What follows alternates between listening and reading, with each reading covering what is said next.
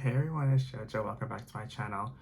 So, we are here for the end of spooky season. Tomorrow is Halloween, but tonight I have a special Nightmare Before Christmas kind of story going on here. I have my t-shirt, Christmas in October,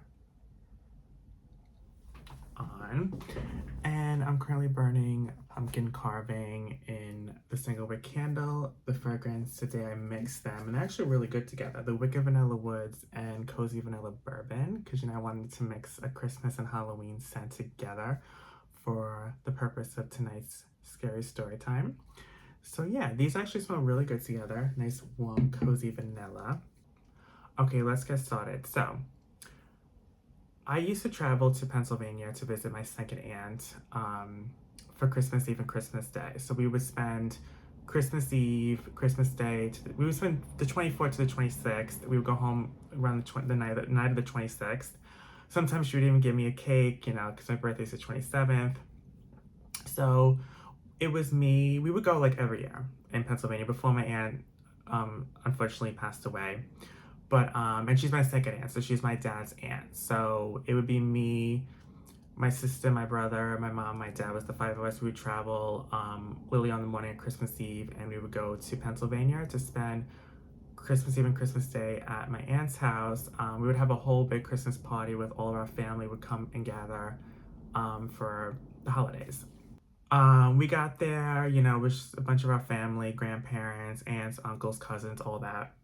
A lot of them live near Pennsylvania, close to it, or they're spending the night, spend the night at a hotel or something. We decided to sleep at, our aunt's house. She had a really nice big house in Pennsylvania. And it was actually was snowing. It was snowing a lot actually this specific Christmas. It was snowing a lot. It was like it was starting off slow and then it got really bad later on. And so in my aunt's neighborhood, everyone travels for they're not there, so it's literally really she's the only house in the neighborhood that stays for Christmas. Everyone else travels, goes on vacations, travels and does other things. So it's just a vacant street. There's one neighbor that she stays, and she used to grow up, but then she started staying for the holidays because her husband died and she wasn't in the holiday mood, so she would just stay home. And that was my aunt's next door neighbor. So other than that, it's just a quiet neighborhood. It was very snowy. It was really cold. And yeah, we were, we got in, we got settled in the room. We went downstairs. She was cooking and baking, all that. And then, my uncle came in and my aunt's son, so that's like my second cousin, and he came in and we were just sitting having dinner. And she was actually my aunt was telling me about the story of like, her next door neighbor and how she hasn't really been seeing her a lot lately. So, she went over to try to give her some cookies, but she never answered. She just figured that she just wasn't she wasn't home or she was sleeping or whatever. So whatever. Okay, so just remember that, by the way, because later on in the story, more about the neighbor. Okay, so then my second cousin comes up with this story, and he's like, this house years ago, there's people in the neighborhood used to say that this was like an orphanage, an old orphanage where, um, you know, all these young, it was an orphanage for young boys and little boys, and so supposedly one boy got picked on and then got a box of coal in his stocking. And the boys used to tease him, and then he went crazy on Christmas morning and murdered everyone. So this is the story that supposedly the myth or the allegedly what happened. And they had to shut the orphanage down, and then it became on sale for a house for a family, and then my aunt moved in. So this was like the story that was told to them when they were younger. And they always felt like the house was haunted, or the boy who killed everyone will come back to claim to claim the house and kill everyone who's living there, and because now he's supposedly locked away in like a mental institution. So all that's being said, and then So we're thinking, oh my God, this is creepy, this is scary, like I don't want to stay here for Christmas, whatever. But we normally stay there, so we just toughed it out, we stayed there. So we ate our dinner, you know, we had dessert. This was Christmas Eve, so we got to open one present under the tree. We did that. And then we were just talking, chilling, having a good time. The neighborhood was dead. There was no one was home. It was even the neighbor next door, no lights were on, which is dead. It was a dead neighborhood. Very snowy. You know, you couldn't, all the cars were snowed in, whatever was in the neighborhood. And it just was, yeah, it was a really, it was a bad snowstorm that night. Yeah, so we were just chilling like around like the fireplace. And, we were just chilling. We were opening up our presents, the one present we can open for Christmas Eve. And my younger cousin, we'll just make up a name. His name was Tommy. We'll just say Tommy. He opened up his present and it said, and he opened up the box and it said it was to Tommy from Santa. And everyone was like, who got him this? Who got him this? No one would cop to it, like from Santa, whatever. So he opened up the box and it was this lump of coal that said, you better watch out and you better not pout. Like wrapped up in the black coal. And we were like, oh my God, what the hell is that? Like, who gave him that? We thought it was some kind of gag gift, some kind of joke. We thought it was my second cousin because he told the story of the orphan guy, the orphan boy. So we thought like he was playing a prank on our cousin, and like he said he didn't get him the gift. It had nothing to do with him. We thought that was a little odd. Then, like later on in the night, we were getting ready for bed, and we were hearing like noises and footsteps on like the roof, but it was like it was too cold to go out and check what it was. We were hearing these footsteps, and we were like, "Oh, what is that?" Like it sounded like footsteps. So we were like, maybe it was the storm or something. But like, what is that? Eventually, went away, and then we were getting ready for bed. We put on our PJs and whatever, and then the next day for Christmas Day, we wake up, we open presents, and then we go out later on during the day. We go out to the town because where my aunt's from, they celebrate Christmas and like they have like this little town, like get together in the town. They all get together and they do stuff with the church. They have hot chocolate, they do caroling, and they just have like a fun like day out in the town. So that's what we do later on Christmas Day. So yeah, so we're getting ready for bed. We were laying down and whatever, and then so my cousin, this is what was told to me later on because I was not there. My cousin went downstairs to like get a cookie or get a glass of milk. He heard like noises downstairs, and he saw like this man dressed up in a Santa suit near the Christmas tree. And he was like talking to me. He was like, "Are you Santa? Oh my God, Santa, you here? Like whatever. I can't believe you're here. Like I thought you gave me coal for Christmas, but I'm glad you're here. Like whatever." And supposedly the guy in the Santa Claus suit was just staring at my cousin. My kid cousin was like, he was like 5 or 6 at the time, just staring at him. And then my cousin went upstairs and he bumped into was it my grandma? I think it was my grandma.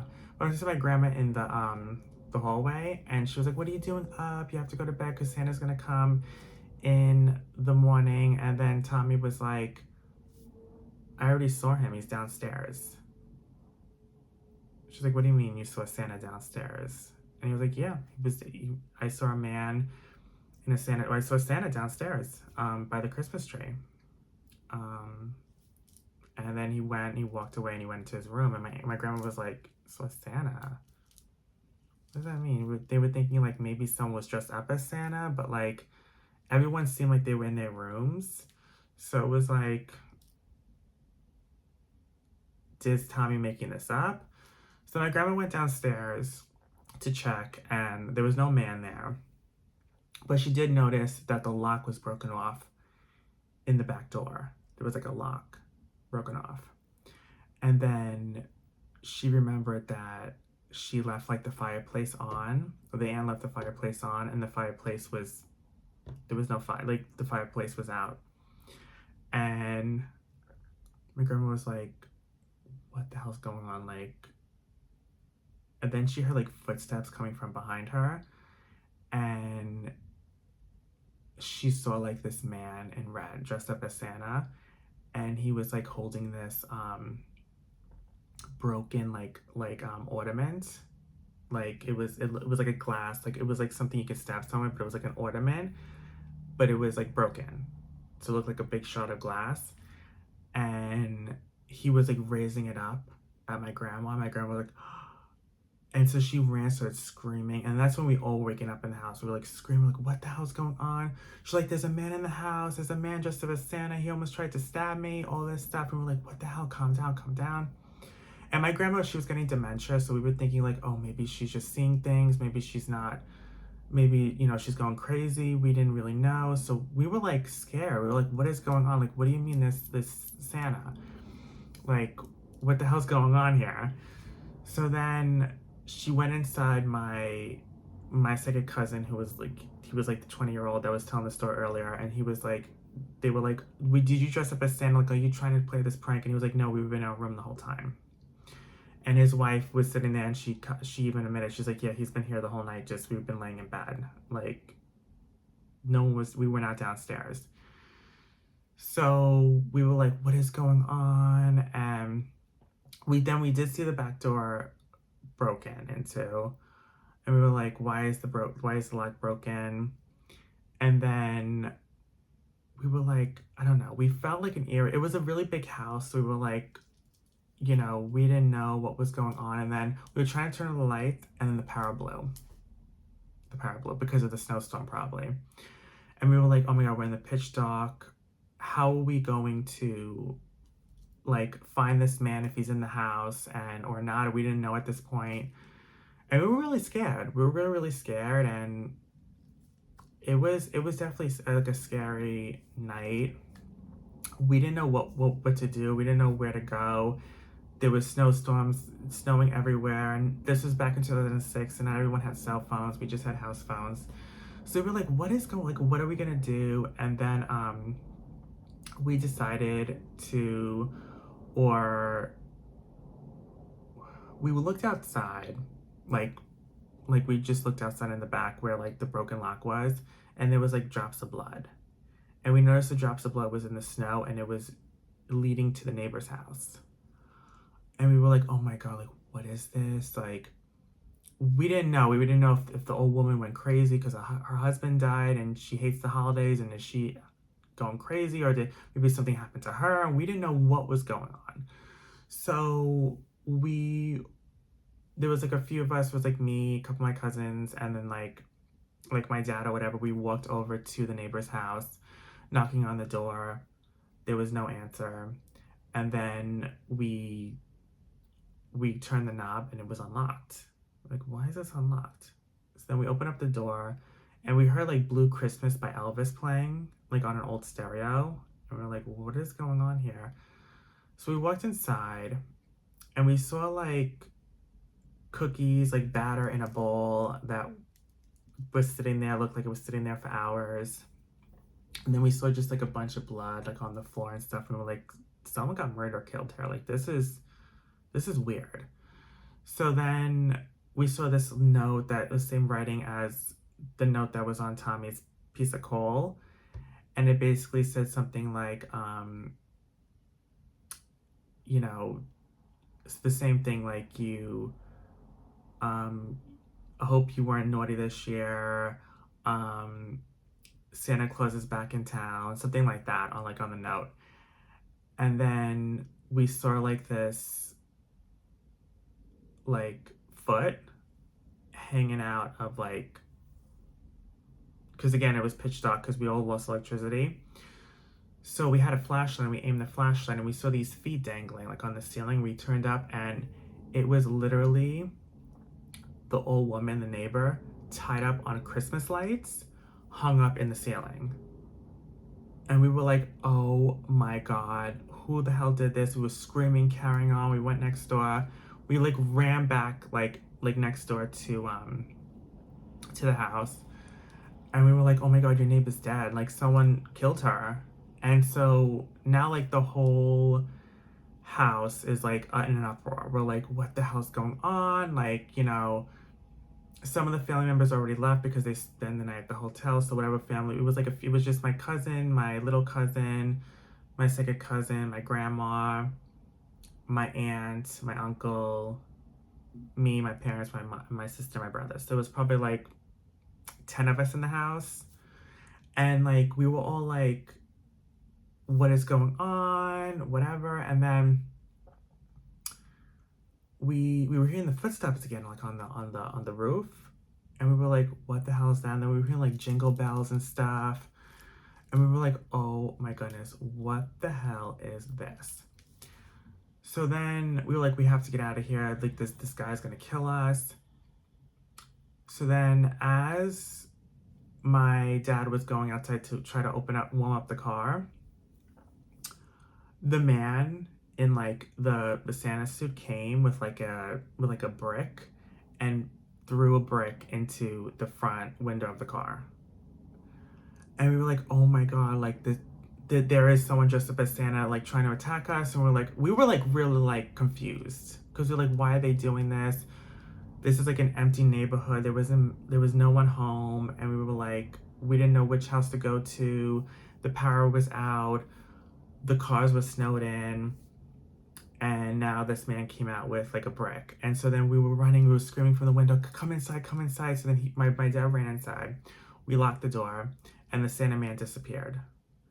And we were like, oh my goodness, what the hell are we gonna do? Like, we're locked in this, we're snowed in the house. This man's outside. We have no one to call. We called the police. They're not gonna be here for another hour, so we could be dead by then. The roads are closed. We were like, what are we gonna do?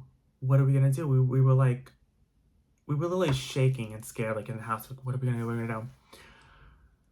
So we were like, we were stumped. We were sitting there in the living room in the pitch dark, and we were just trying to figure it out.